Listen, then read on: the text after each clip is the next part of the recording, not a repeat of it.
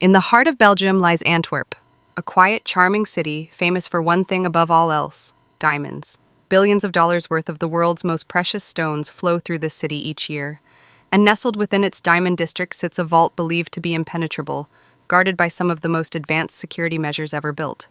But in 2003, that vault was robbed, not by an army of thieves or a crew with weapons, but by a small, meticulous team of professionals who executed what's now considered the most brilliant diamond heist in history. The mastermind?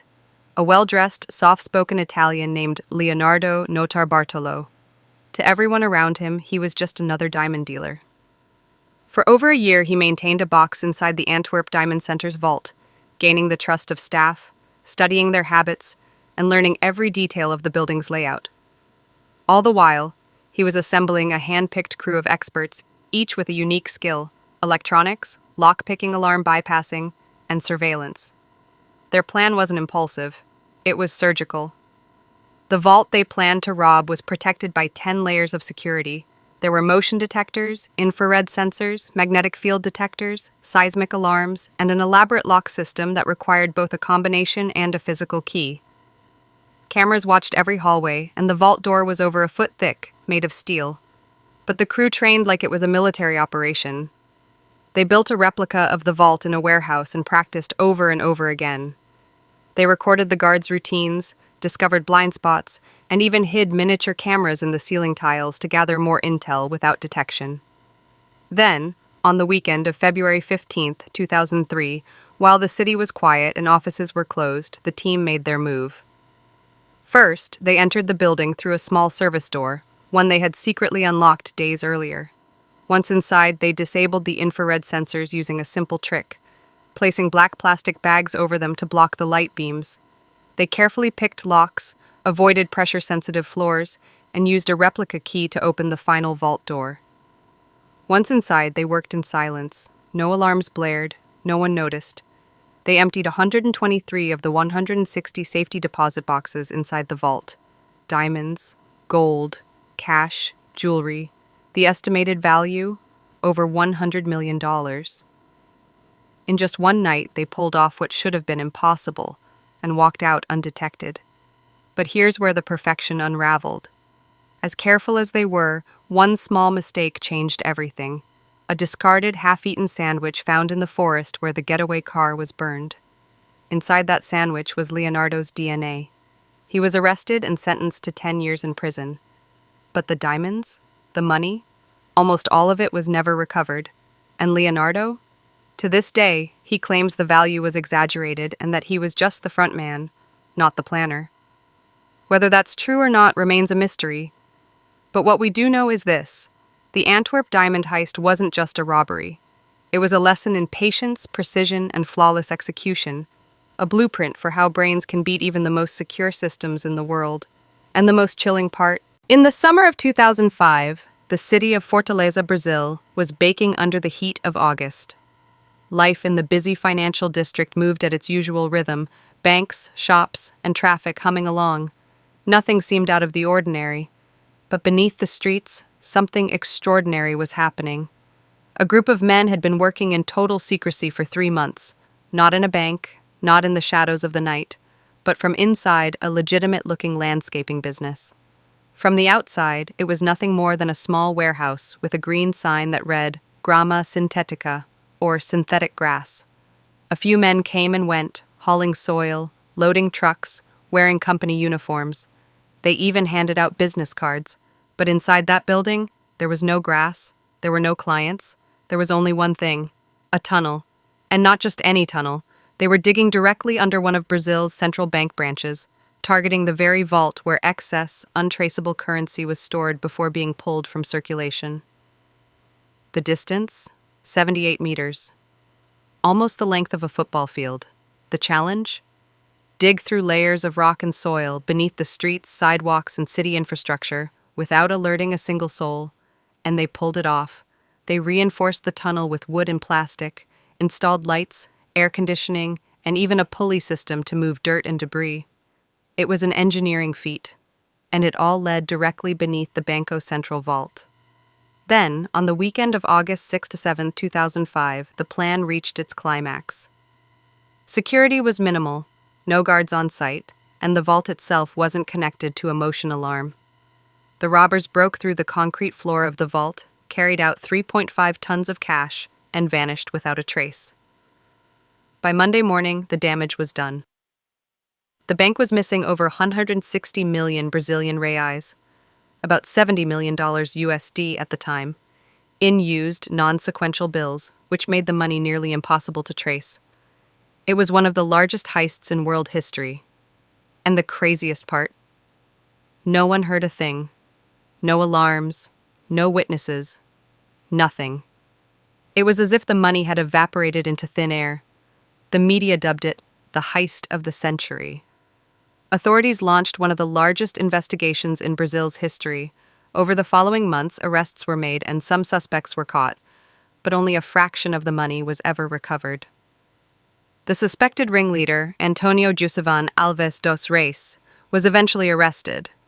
But like something out of a Hollywood film, many members of the crew were never found, and millions of dollars remain missing to this day. Some say the money was laundered. Others believe it was smuggled out of the country. A few even think some of the robbers are still living comfortably, off the grid, with their share of the loot. One thing's for sure, this wasn't just a robbery. It was an underground operation in every sense of the word, a masterclass in patience, planning, and deception. No guns, no violence, no high-speed chases, just time, sweat, and one very long tunnel. And it worked. Because in 2005, a group of ordinary men didn't just steal from a bank, they dug straight into history. Before the days of digital surveillance, GPS tracking, and facial recognition, there was a time when a robbery could be pulled off with nothing more than cunning, timing, and nerves of steel. In 1963, deep in the quiet countryside of Buckinghamshire, England, a crime was committed that stunned a nation and captivated the world. It wasn't violent, it wasn't high-tech, but it was brilliant. This was the Great Train Robbery, and it changed the way Britain thought about crime forever. The brains behind the job was a man named Bruce Reynolds, suave, meticulous, and always 2 steps ahead. By his side stood a carefully selected 15-man crew, made up of former criminals, boxers, petty thieves, and even a retired train driver. Their target? A Royal Mail train traveling from Glasgow to London. What most people didn't know was that this train was carrying more than just letters. In one of the carriages sat a treasure trove of used banknotes, withdrawn from circulation and headed back to the Bank of England. It was 2.6 million palos in cash, equivalent to over $60 million today. The plan was pure old-school genius. Using insider information and weeks of planning, the gang learned exactly where and when the train would pass a specific point in the countryside. There, they rigged a false railway signal, a red light, to force the train to stop in a remote area near Bridigo Bridge. In the early hours of August 8, 1963, the heist went into motion. The train slowed to a halt, just as they had planned. The gang boarded the engine, overpowered the driver without using any weapons, and unhooked the front carriages containing the money. Then, in near darkness and complete silence, they formed a human chain, passing bags of cash from the train to their waiting truck. In just under 30 minutes, they were gone. No alarms, no police, not a single shot fired. The crew made off with 128 bags of cash, retreating to a rented farmhouse where they laid low, dividing the money and planning their getaways. For days, the authorities were baffled. There was no clear forensic evidence, no eyewitnesses, and no modern technology to track them. It was a robbery pulled off with the precision of a military operation, and it embarrassed the British government on a global stage. But their one mistake? Staying too long at the hideout. When police discovered the farmhouse, littered with fingerprints, food wrappers, and clues, the tide turned. Slowly, one by one, members of the gang were arrested. Some were caught quickly, others evaded capture for years. Bruce Reynolds himself avoided arrest for 5 years, living under various aliases before finally being caught in 1968. Yet despite the arrests, only a small portion of the money was ever recovered. Some of it vanished without a trace. Some say it was hidden, invested, or smuggled out of the country. The Great Train Robbery became legend, not because it was the biggest heist, but because it was pulled off with brains, not bullets. It was old-fashioned criminal craftsmanship, executed in a world just on the edge of modern policing. No computers, no digital footprints, just a red light, a train full of money, and a gang that thought they could rewrite the rules. And for one unforgettable night in 1963, they did. London 2015. While most of the city was celebrating the Easter holiday, the heart of the capital's jewelry district, Hatton Garden, was about to become the scene of one of the most audacious, unbelievable heists in modern British history. But this wasn't a gang of young tech-savvy hackers or violent thugs. No. This crew had bad knees, gray hair, and hearing aids. Nicknamed the Diamond Weezers, they were a group of mostly retired, aging criminals, some well into their 60s and 70s. Many had done time before. They were known to Scotland Yard. But what no one expected was that they'd come out of retirement for one last job. It wasn't just a heist. It was like watching Ocean's 11 if it were cast entirely with pensioners. Their target? The Hatton Garden Safe Deposit Company, a high-security vault in one of the most heavily guarded jewelry zones in the UK. Inside, hundreds of safe deposit boxes belonging to some of London's richest jewelers and private clients. Estimated value? Nearly £14 million in cash, gold, and diamonds. And the plan? Weeks, possibly months, in the making. They began by scouting the building, posing as maintenance workers and surveying the alarm systems. Then came the real move. On April 2, 2015, during the quiet of the 4-day Easter weekend, they entered the building. They disabled the lift, climbed down the elevator shaft, and drilled a massive hole through a 50-centimeter thick concrete wall, using an industrial-grade Hilti drill. It took over 20 hours of labor, split between 2 nights. They crawled into the vault and emptied 73 safety deposit boxes, taking everything from loose diamonds to luxury watches, gold bullion, and cash. No violence, no alarms, no one knew a thing until Tuesday morning. The vault looked like it had been hit by a tornado. The media went wild. This was Britain's biggest burglary in history, but more than the money, it was how it happened that shocked the public. These weren't elite bank robbers from a Hollywood movie. These were retired men, limping out of court in cardigans and flat caps. But they had pulled off something almost no one else could. They had patience, they had knowledge, and above all they had time, a rare currency in the world of crime. But, as with so many legendary heists, hubris was their downfall. After the robbery, some of the men kept meeting, openly discussing their shares, expenses, and next moves. Unaware that police had bugged their hideouts, listening in on every word. The audio footage would later become courtroom gold, old crooks casually bickering over who took too much, who deserved more, and what they should do next.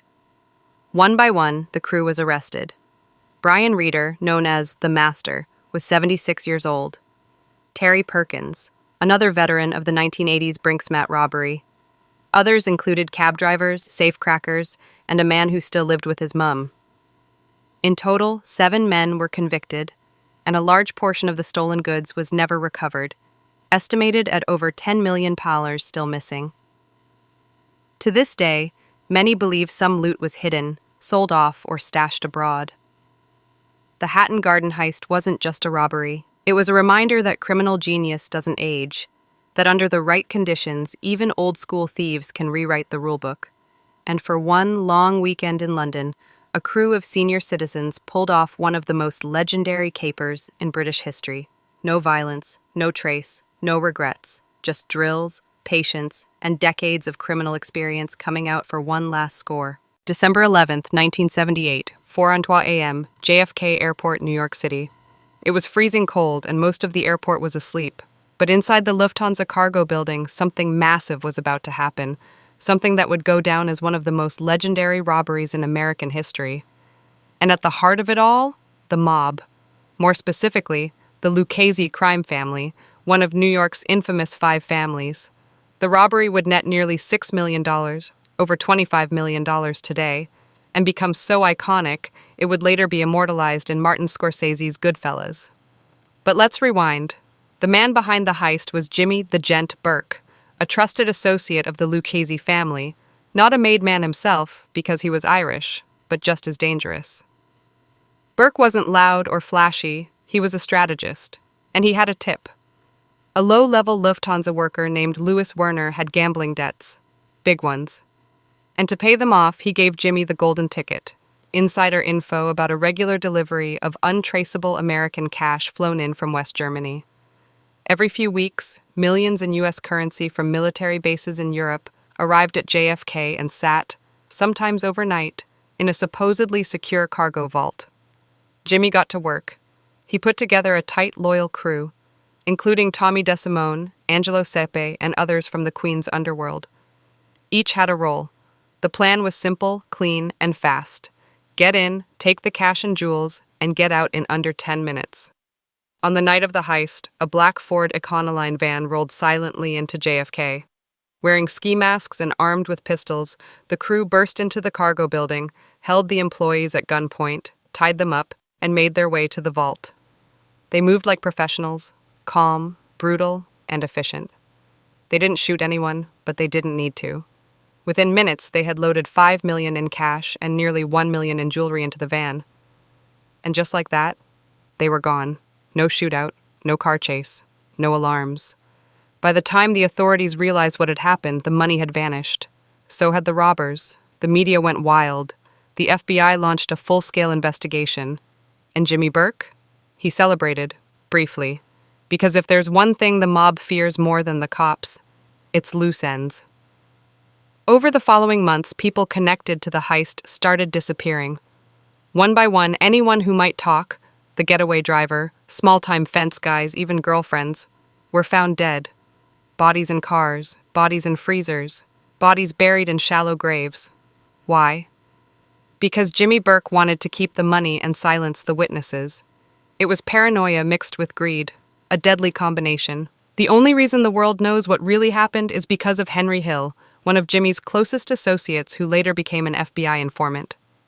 His testimony brought the story to life and inspired the film Goodfellas, where the Lufthansa heist plays a central role. Despite dozens of arrests, Jimmy Burke was never convicted for the heist itself. He eventually died in prison for other charges, but the cash from that winter night? It was never recovered. To this day, the Lufthansa heist remains one of the largest unsolved cash thefts in American history. It wasn't just about the money, it was about power, control, loyalty, and betrayal. In the world of organized crime, the job was perfect. But it was the aftermath that turned it into legend.